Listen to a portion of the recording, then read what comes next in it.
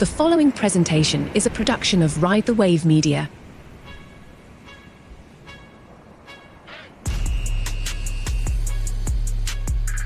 We are those guys. We hope to be your guys, bringing you the latest from the National Football League, which, again, in the middle of the NBA playoffs, Stanley Cup playoffs, your Denver Nuggets, Nick, making a statement, my Boston Celtics doing one better. However, the NFL, they did it again. 365-day-a-year news cycle, and Wednesday was the schedule release. I'm going to tease Nick before we split early because I'm going to ask you about your favorite schedule release video now that that's become such a big deal. But in addition to just seeing the names on the calendar and knowing what your team is up against, I just have to say, for Nick Ferguson, our former NFL safety, how big of a deal is seeing when you're going to play certain teams on the schedule? Alex, it's huge, man, because when that schedule comes out, like you said, let me back up for just a second. Please. You said we all knew the teams that were going to be played, but we didn't know the dates and we didn't know the time. And that is a huge factor, knowing how many primetime games you're going to have. If you are a West Coast team, how many East Coast games are you going to have? Like the Broncos have 2 back-to-back on the road. Right. One's the Bucks, then against the New York Jets. And it's all, you're thinking about, well, will they stay in Tampa for that game? Will they fly back? And there's so many things that go into playing those East Coast games because your body is waking up. And by the time it wakes up, guess what? It's halftime and the game could be over. So it's all important to know when you're going to play certain teams. The first thing I always look at is, do we have Buffalo and Green Bay on our schedule? And if we do, you want them earlier in the season opposed to later. And then most important, when the hell is the bye week, right? Like right now, the Broncos have their bye week sitting at week 14.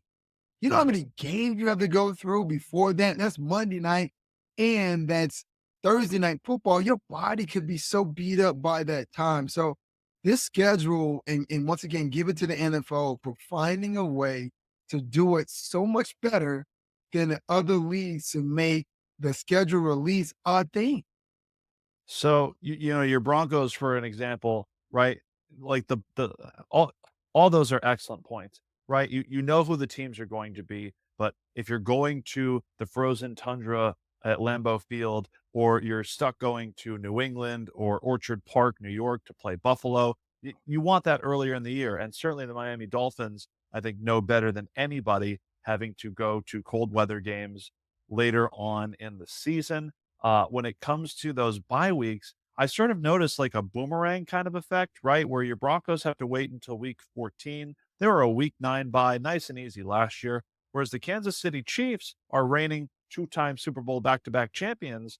You know, they are on a week 6 bye this year, but this, of course, coming after they took that late bye after going to Munich to play the Miami Dolphins. So it's just, you know, knowing that it is ultimately a handful of people who are now doing the rounds in media, patting themselves on the back. What a great job that they did.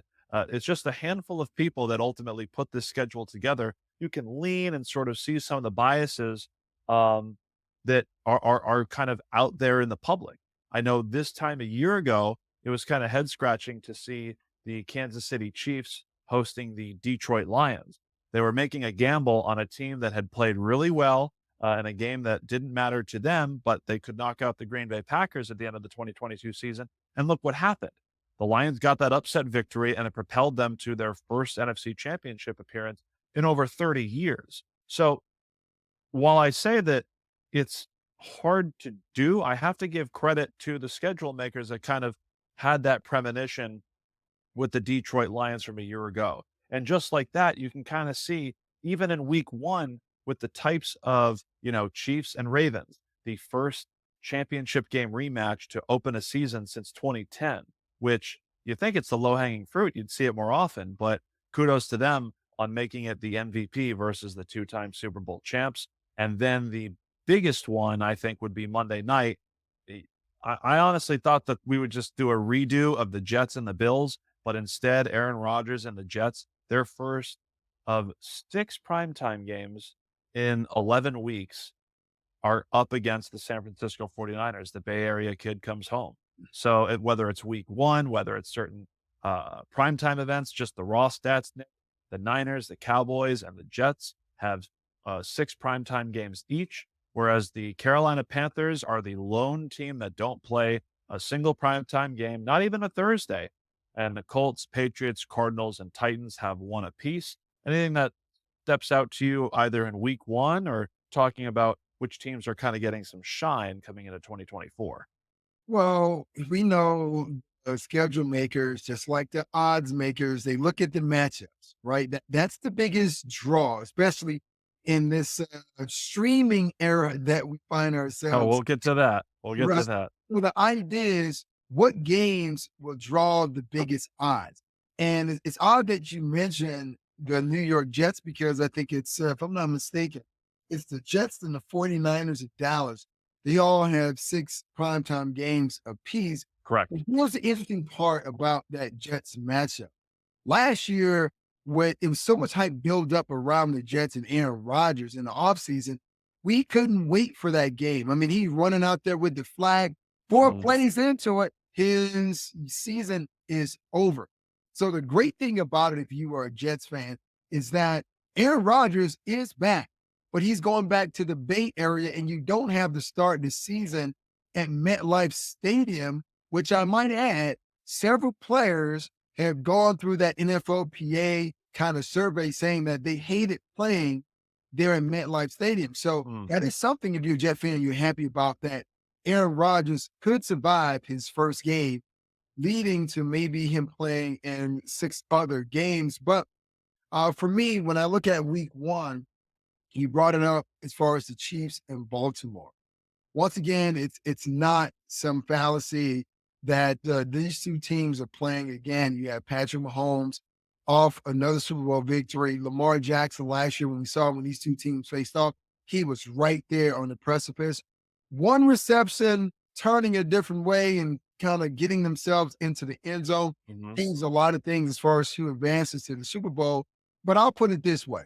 Yeah, it's a great matchup to start off the season, but Baltimore has added some pieces. So has Kansas City. So, And lost them. They've both lost big pieces too. so if Baltimore were to win this game, which I will go out on a limb right now and predict because Derrick Henry is there, and the Chiefs have Ooh. some struggles with big physical running backs, it's not going to change anything in the grand scheme of the conversation because Kansas City will still be on the throne until someone knocks them off. But it's a great way for the league to start the season. Well, they also are allowed to go 5-5 in the middle of the season and then win out. So, especially for a team coming off of a Super Bowl victory or a Super Bowl hangover like the 49ers, 17 games may seem short, but it really matters how you play at the end of the year. And if it takes time to get certain teams settled in, and I mean, 6 first round rookie quarterbacks, a lot of them are going to see action later on in the year. It's going to take time to really figure out these teams and to say, I like the Baltimore Ravens to win right now. Oh, Nick, the Chiefs are favored by 3 as of today in the month of May. Like we don't have to put our money down just yet. And that's sort of bringing me to my biggest complaint about the schedule release. We know based on common opponents when talking about strength of schedule.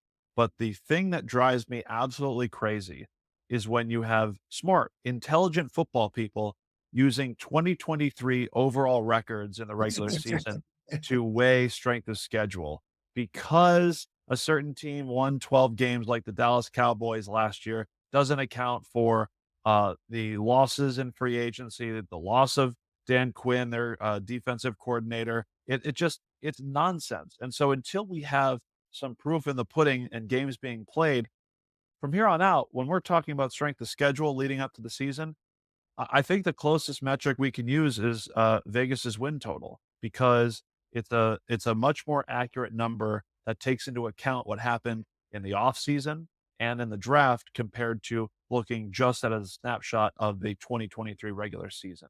So I say that to point out that we have what are, according to Vegas, easy schedules and hard schedules. By and large, across the board, the Atlanta Falcons playing in that NFC South with that second place division record have the easiest schedule according to overall win total for their opponents. They have the addition of Kirk Cousins. It's hard to believe that a team like Atlanta couldn't be favorited in a bunch of their games, but that doesn't necessarily translate to automatic wins. You just can't do that in the month of May. Meanwhile, the Pittsburgh Steelers, and I want to dive into their schedule, by and large, the most difficult schedule, followed by the Patriots, the Browns, the Ravens, and the Vikings. So the Pittsburgh Steelers, Nick, this was, I think, of all of the 32 schedules, and we can't really go over every single one of them, but this was pointed out to me. They don't play a division game until week 11. They get the Baltimore Ravens at home week 11 after their bye, after they play your Denver Broncos, after their West Coast trip to Vegas. I it's baffling. Week 11 they get Baltimore, and the rest of the way 6 division games, on the road against the Eagles, at home against the Chiefs. That is murderer's row for a team with 2 new quarterbacks, which means you have none, and a brand new offensive coordinator. Yes, we've got the Arthur Smith Atlanta reunion in week 1, but to finish out that schedule, playing your division rivals plus the reigning Super Bowl champs and the team that was in the Super Bowl just 2 seasons ago, Mike Tomlin, I'm not calling it, but that winning percentage streak it's hard to kind of picture looking at the schedule, Nick. Yeah, it makes you wonder what were the schedule makers really thinking about when they put this together. Now, I don't They're know. burying your guy, Russell Wilson. That's the problem here. I don't know if they sat down collectively as a group or they put it through some AI machine to come to figure this out. But to think about the Steelers in a division that they're in, and you mentioned 2 other teams, excuse me, in the same division that they're in that have tough schedule. So Mhm. what this means is that, hey, listen, by week 11, some of your marquee players that you're dependent on to kind of get you to the playoffs, those guys could be banged up, right? Yeah. You know how the NFL works. So that puts the Pittsburgh Steelers in a very tight spot as they're trying to get seeding for the playoffs because the back half of your season now becomes so vital because every game you're playing, well, most of those games, you're playing against division competition. So you can't afford to drop a game at any point if you hope to make the playoff. Now, here's a great thing about the position, if there is, Mhm. for Mike Tomlin and Arthur Smith. You have Russell Wilson and Justin Fields. And most teams put a lot of value on that starting quarterback and very little on that backup quarterback. This could be a situation from this particular standpoint that can help them. Because let's just say if Russ starts out and then Russ experiences some issues, you have Justin Fields, who is a younger version of Russell and has a similar skill set that can come in and potentially lead your team. Or if you went vice versa, you get a veteran quarterback in Russell later on, week 11, week 9, who wasn't a start at the beginning of season. I'm giving you both scenarios. But if he can come in week 9, week 10, now you start playing division competition week 11, and he can show that he can win in that tough division. He now solidifies himself, if not with the Pittsburgh Steelers, with someone else as a viable starter. So there are pros and cons to this when you look at the Pittsburgh Steelers, but the odds makers did put them in a very difficult situation. Absolutely. And on the other hand, the Atlanta Falcons, who I'd mentioned previously, once they get their first 4 games out of the way, Right. it becomes kind of a clear path just to take care of your division opponents, and it would make it a pretty favorable schedule for them moving forward. So, a little on, some of the hard schedules, some of the easier schedules. Travel is always a good one, right? Because I looked at the LA Chargers in particular, and according to the Vegas win totals, the second easiest schedule. They've got that 4th place schedule, finishing last in the AFC West. And on top of that, you've got, some ability for them to improve under Jim Harbaugh and the additions that they've made this offseason despite losing key pieces on the offense. So I think it's an easy schedule. But what you don't account for is they travel overseas, they have multiple East Coast trips. They have the most mileage of any team, according to Bill Spiros of bookies.com, where they fly 26,000 miles to play their 17 games across 36 time zones, which also leads the NFL, compared to a team like Washington, who, again, the NFC East is geographically close to one another. They only travel 10,550 miles. So you're talking about more than 2.5 times the travel one NFL team has than the other, which, from your perspective, Nick, absolutely must weigh on you as a player trying to play at your best. Yeah, it does, because players have routines. And when you start to travel, and it all depends on your coach and what they want to do. I know, like, usually when I played for Mike Shanahan, we would fly out maybe that Saturday, right? Right. So you just have to get as acclimated as you could in, maybe 24 hours. But coaching with the San Francisco 49ers with Kyle Shanahan and his son, the idea was, if we're going to take an East Coast trip, you want to travel out there maybe that Friday, have a practice that Saturday, and also you're waking up close to the time that guys are going to be waking up to play the game. So these are some of the parameters that coaches have to deal with when they're trying to look at the schedule and best put the players in position to succeed. But this is why those East Coast games can be so brutal, and they favor, of course, obviously the home team, because you've been playing in that time zone for a lengthy period of time. That's why I always wonder when we look at certain teams and they say, well, they have a large amount of East Coast games. And I think, if I'm not mistaken, last year, when you look at the Jets schedule, even though they're on the East Coast, a lot of their games were not in their favor based on time zone. Hmm. You have to think, is someone sitting in Park Avenue looking at the list going, yep, I like this team, great quarterback, great quarter. Oh, you know what? Yeah, we're going to find a way to see if this team is really about it.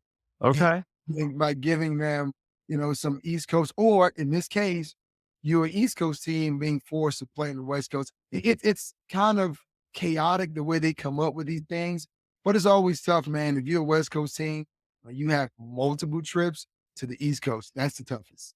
Yeah, you always see the Seattle Seahawks up there, the 49ers as well, Miami Dolphins, New England Patriots rounding out the top five, each of them with international trips themselves. Let's see. I will talk about our two Super Bowl competitors this past season in 2023 before we get on to Nick, before we split. Nick Ferguson, you want to start with the Niners or the Chiefs here? Let's start with the Niners. So the San Francisco 49ers lead the NFL. They have four opponents that come off bye weeks. Your thoughts? Wow, that's really tough, because usually coming off of those bye weeks, it gives those coordinators on both sides of the ball to come up with creative ideas to toss out against that weak opponent. So it is kind of, you look at it and say, maybe it's a little unfair for the San Francisco 49ers to play four teams coming off of a bye. It gives those teams also an opportunity to heal up. The one thing I don't know, because I don't have the schedule right in front of me, I who got you. team who you have the schedule right in front of Yep. you? So week 7, the Chiefs come off their week 6 bye for the Super Bowl rematch. The following week 8, they're playing against the Dallas Cowboys off their bye. Week 11, the division rival Seahawks off their bye. Week 13 at Buffalo. Oh, sorry, at home against Buffalo. The Bills are coming off their bye. 3 playoff teams plus a division rival from last year. Well, listen, there are pros and cons to every situation. So because those teams are coming off a bye, they have the advantage of preparation, also getting their players healed up. But here's where the momentum factor might benefit the San Francisco 49ers, because when you go on a bye, you go away from the team, you try to get your mind right. And sometimes you end up going on a trip and you're not really kind of groove back into football. So the idea is that 49ers in that four games, slate, they're still grinding. They're still in that momentum type of Right. window, and you can catch a team slipping, right? They think that we're well rested, we're well prepared, but this team still is carrying the momentum. That's the biggest part, and that's where Kyle Shanahan is going to have to keep his guys pretty much engaged and say, look, we have a 4-game trek here where we play against teams that are coming off a bye. We can use that momentum and the fact that we are still playing week to week against that team. And sometimes we've seen it. We've seen teams play great coming off a bye, but we've seen a lot of teams play horrible coming off the bye. Luckily, they don't draw. Well, Andy Reid, of course, with the Chiefs, 28-3. Shout out Atlanta Falcons. When coming off the bye and their opponent isn't on a bye. And meanwhile, there are 12 teams that don't play opponents coming off a bye when they themselves aren't on a bye either. So I thought that was kind of fascinating where the 49ers get the short end of that stick. And then with the Kansas City Chiefs, and this gets us to the streaming conversation because with Netflix now in the fold and a doubleheader for Wednesday, Christmas days, the Kansas City Chiefs play on Sunday, Monday, Wednesday, Thursday, Friday, Saturday. 6 days a week for the Kansas City Chiefs. And I know this is a lot to add in. Week 11, when they are at Buffalo, week 11, they're at Buffalo, Mhm. happens to fall on the same weekend where Taylor Swift is performing in New York.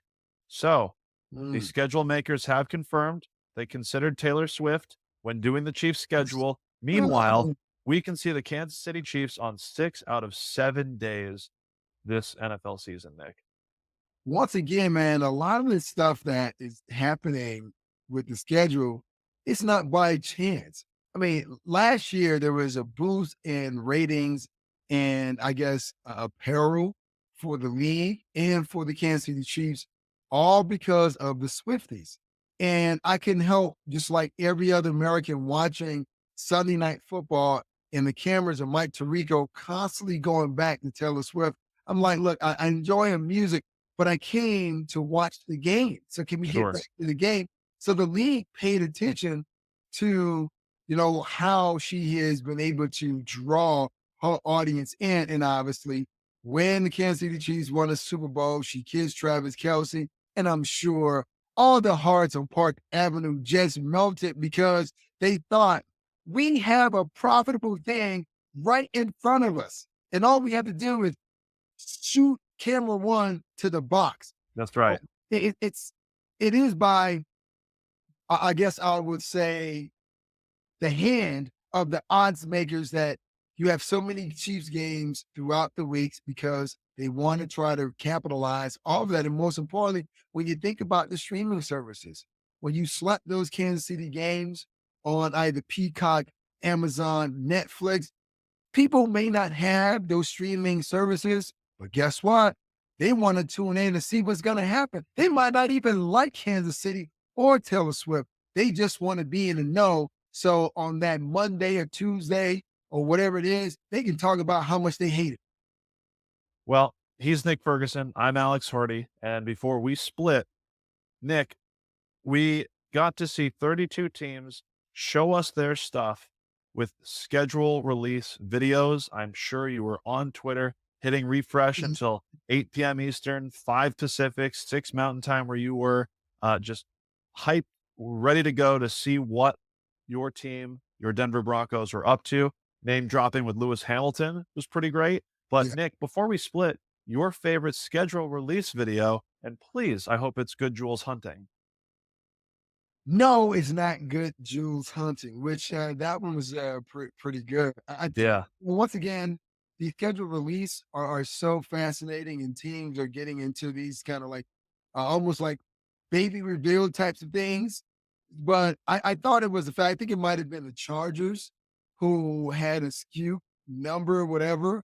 And when you clicked on it, it was something like it was like they were trolling the Raiders. Oh, the whole time. So before I fell in love with sports, I was in love with playing The Sims. Are you kidding me? Yeah. Hours and hours. And the trick, taking a ladder out of the pool so the Sims were stuck in. I mean, clearly that was made with delicate attention to shout out their social team that knew everything, the ins and outs of that game.